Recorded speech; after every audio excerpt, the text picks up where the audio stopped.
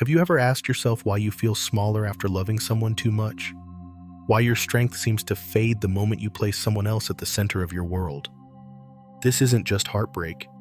It's self-abandonment in disguise, and Nietzsche saw it long before we did. He warned us, never kneel, especially not to someone you desire, because the moment you kneel, you forget who you are. You give away your fire in exchange for scraps of affection. You silence your voice hoping to be accepted. You make yourself soft, thinking it will make you loved, but it doesn't. It only makes you invisible. In today's world, men are constantly being told to be more available, more understanding, more emotionally open, no matter the cost.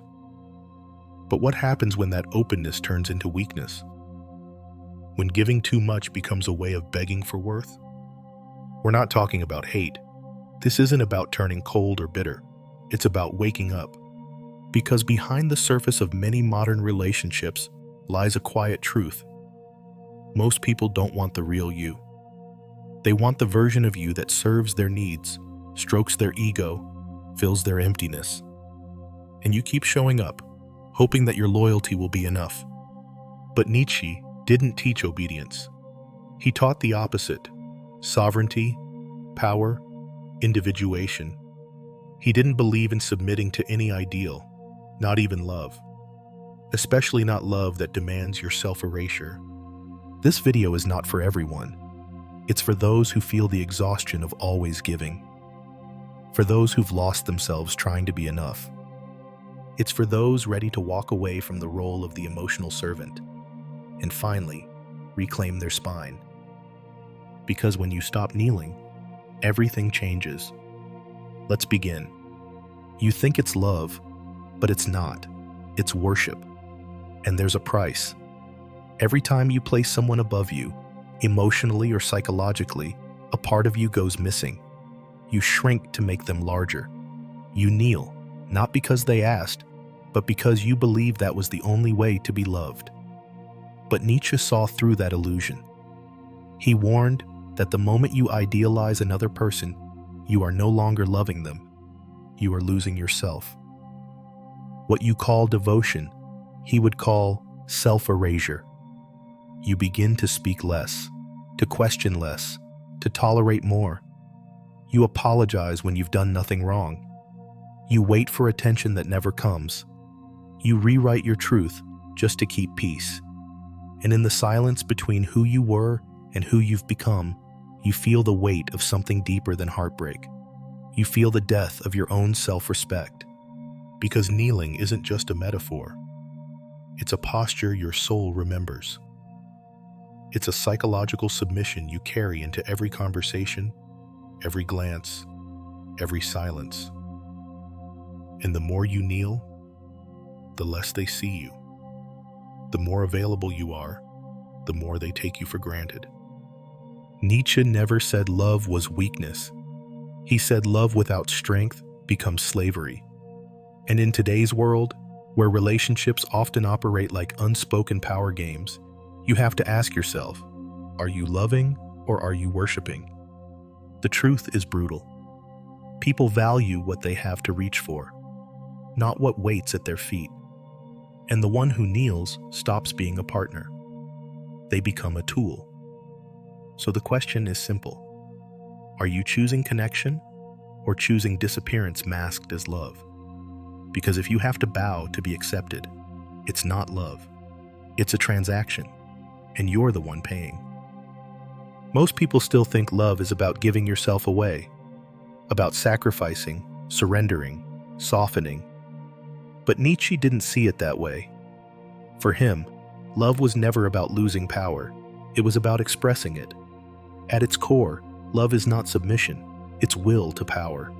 Not domination, not control, but the raw force of two complete individuals meeting, without needing to collapse into each other to feel whole. And that's the tragedy of modern love. People aren't falling in love. They're falling into dependency. They call it romantic, but it's just a masked fear of being alone. And so, one person gives more, bends more, breaks more, all to keep the illusion alive. But Nietzsche said clearly, any love that asks you to become smaller is not love. It's hunger disguised as intimacy. Real love doesn't want you to kneel. It wants you to rise. It wants you to be fully yourself, unapologetic, grounded, unshaken. But that kind of love terrifies people because it demands self-respect. It demands boundaries. It demands you know who you are before you offer anything to someone else. And in a world where most relationships are built on emotional negotiation, that's a dangerous kind of power. You are not here to disappear into someone. You are here to walk beside them, shoulder to shoulder, not beneath. Love as will to power means you don't give your strength away. You share it. Not to be saved, not to be owned, but to be seen without disguise.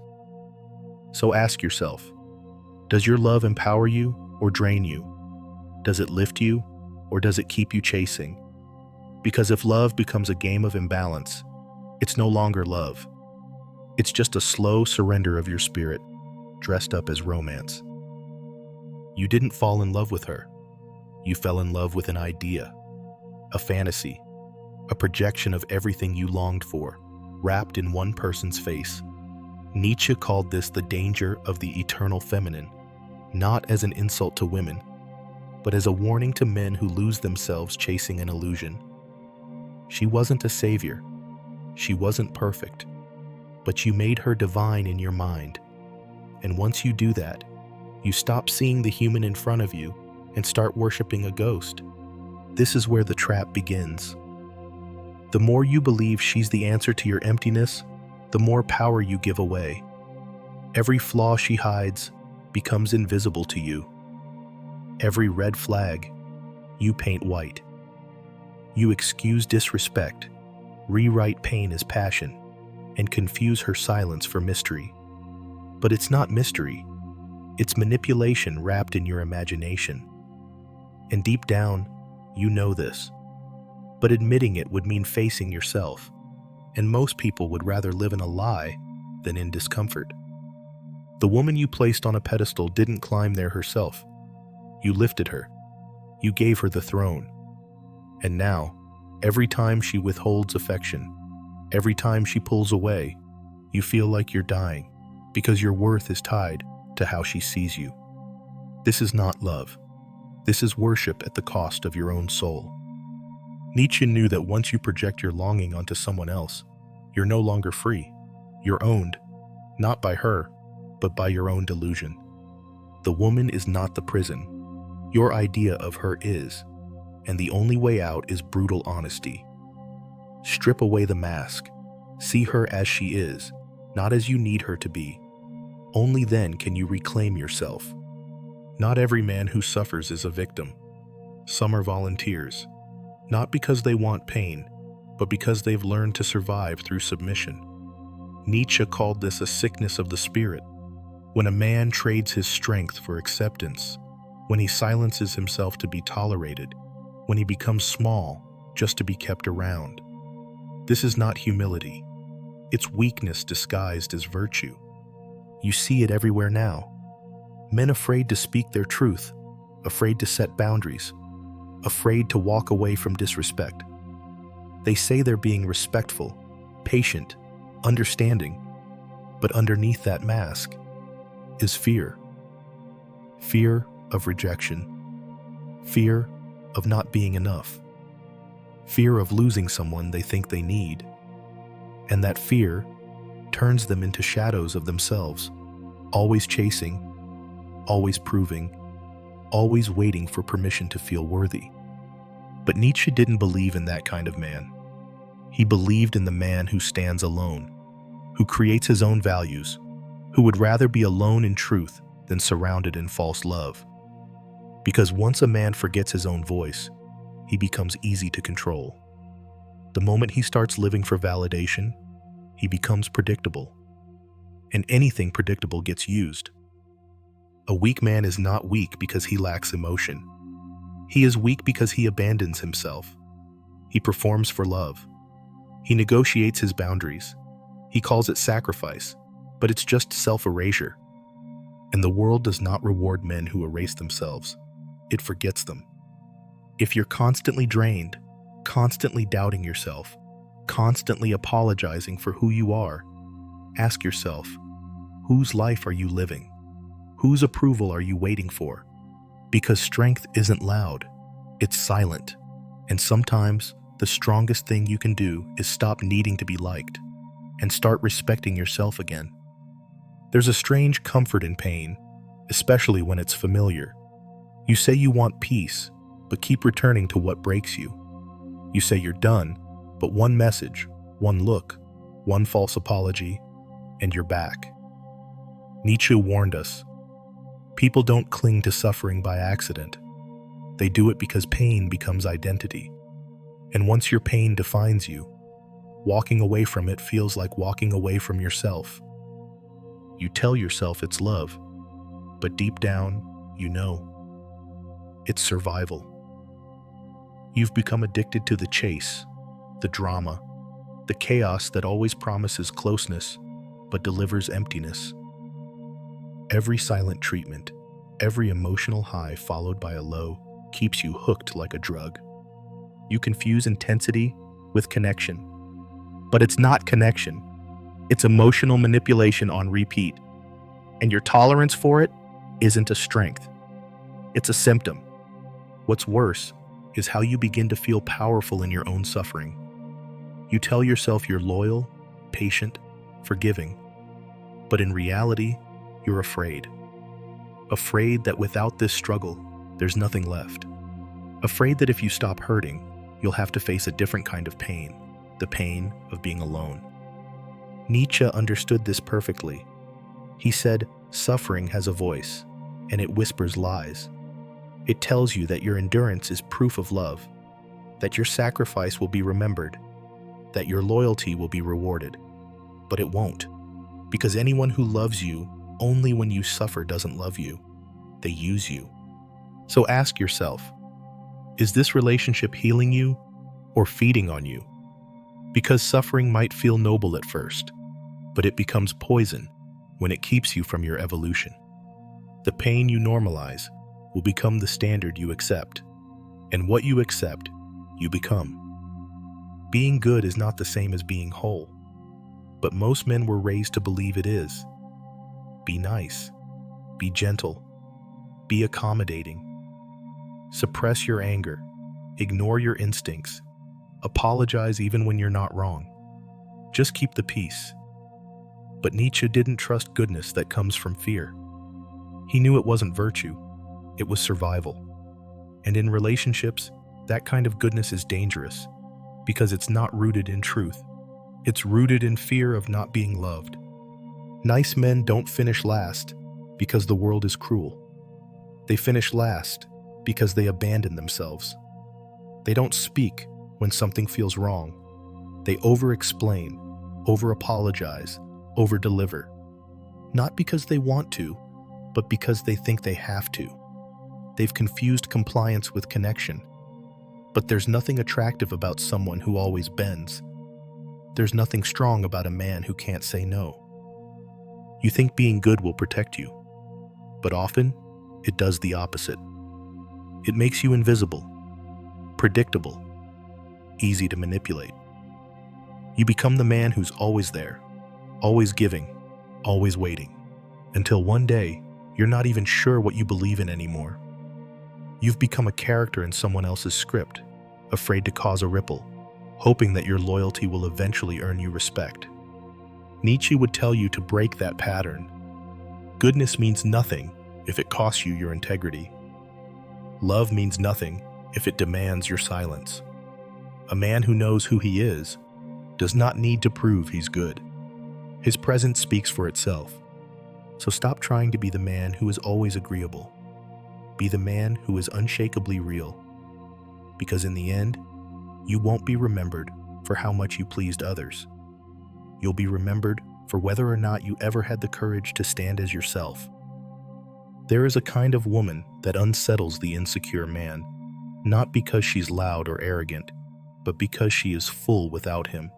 She doesn't chase, doesn't cling, doesn't bend herself into someone else's mold. And in a world where many men are taught to prove their worth by being needed, this woman feels unreachable. But Nietzsche would say, that's exactly why she's real. She is not a mirror for your ego. She is a test of your wholeness. You can't save her. You can't impress her with performative kindness or surface-level charm. She doesn't want your sacrifice. She wants your presence. And that terrifies the man who doesn't know who he is. Because when a woman does not need you, she forces you to ask yourself, what else do you offer besides effort? She is not cold. She is sovereign. She chooses, not out of lack, but from clarity. She is no one's fantasy because she refuses to be molded into an image. And that makes her a threat to any man who finds his identity in being a savior. This is where the dynamic flips. The man who is used to being chased now feels abandoned. The one who measured his worth by how much he could do suddenly feels powerless. But Nietzsche didn't teach men to seek power through usefulness. He taught them to become power in themselves, so full, so whole, that they no longer fear not being needed. If you find yourself intimidated by her, don't try to reduce her. Elevate yourself. Because the truth is, she doesn't want to complete you. She wants to meet you. And only a man who stands tall without her will ever truly be seen by her.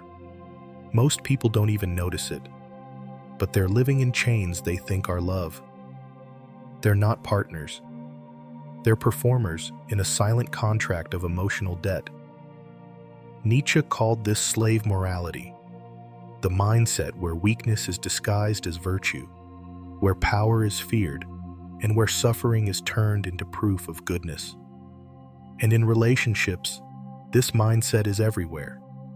You've been told that being selfless is love, that giving until you're empty means you care, that staying quiet to avoid conflict makes you mature.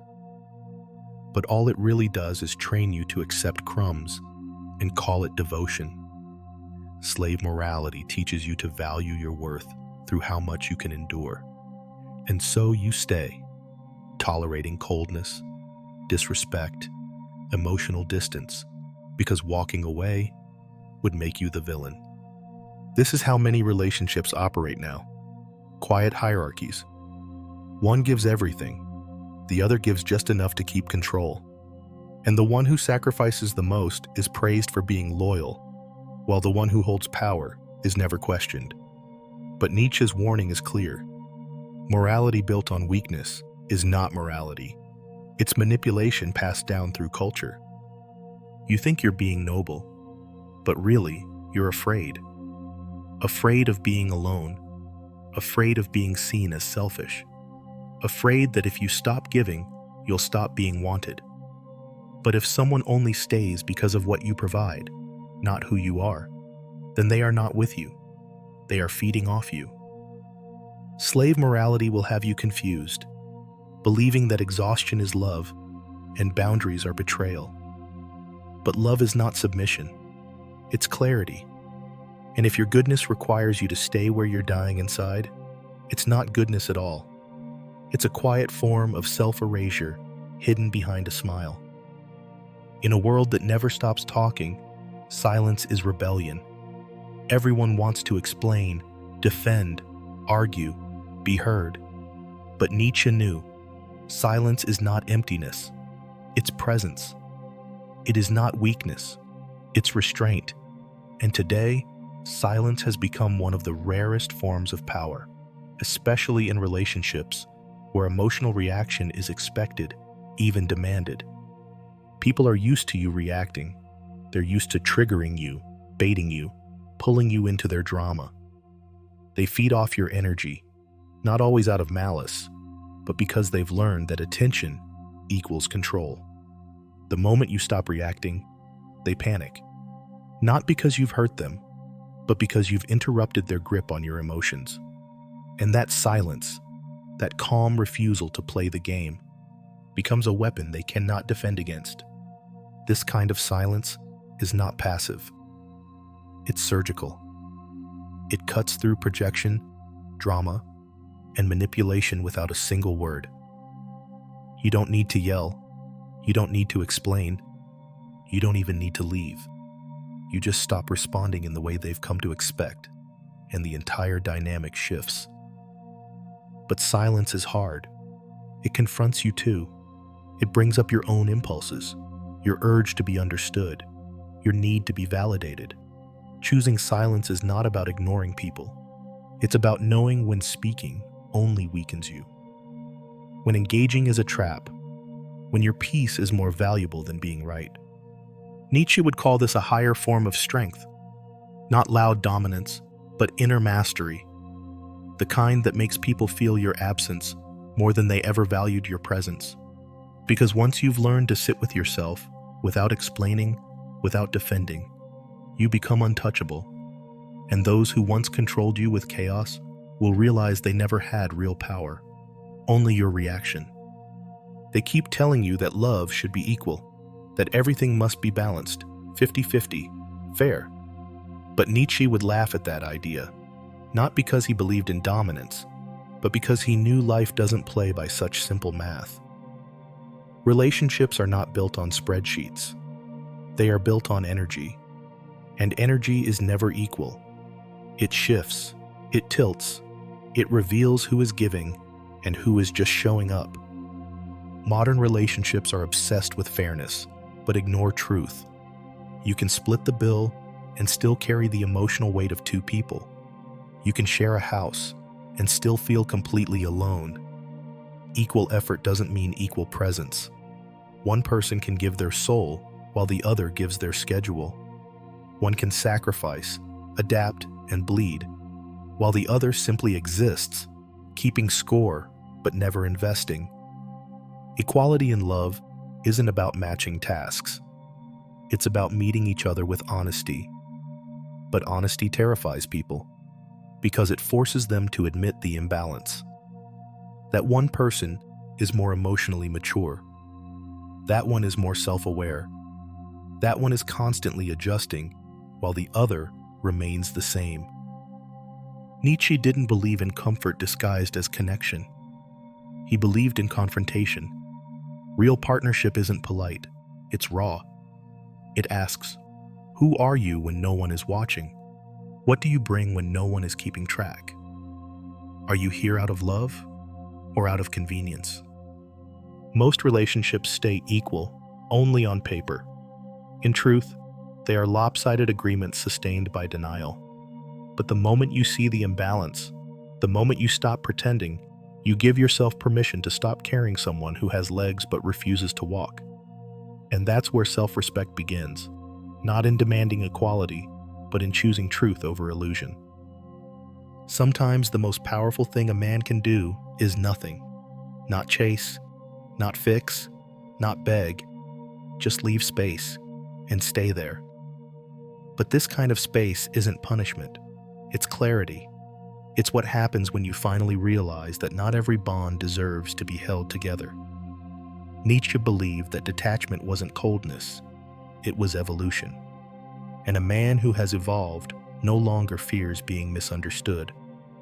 When you stop pouring your time, your energy, your emotion into someone who only values you when you're convenient, you stop being a source of comfort and start being a mirror. Your silence reflects their emptiness. Your distance reveals their dependence, and your lack of reaction forces them to sit in the truth they've been avoiding. That they don't know how to love. They just know how to keep you near enough, not to lose, but far enough never to commit. Most women today aren't used to men who walk away without anger. They're used to drama, to begging, to second chances. But when a man disappears without noise, when he doesn't explain, doesn't argue, doesn't try to be understood, he becomes unforgettable. Because now she's left to wrestle with the reality she never expected. A man who chose himself and never looked back. This is the power they don't teach you. The kind that doesn't come from shouting louder, but from saying nothing at all. The kind that doesn't win with force, but with absence. You stop trying to prove your worth. You stop asking to be seen. You walk, not out of hate, but out of wisdom. And when she finally looks around and realizes you're really gone, she'll ask herself something simple, something haunting, something most never prepare for. If he was the problem, why is he the one who's finally at peace?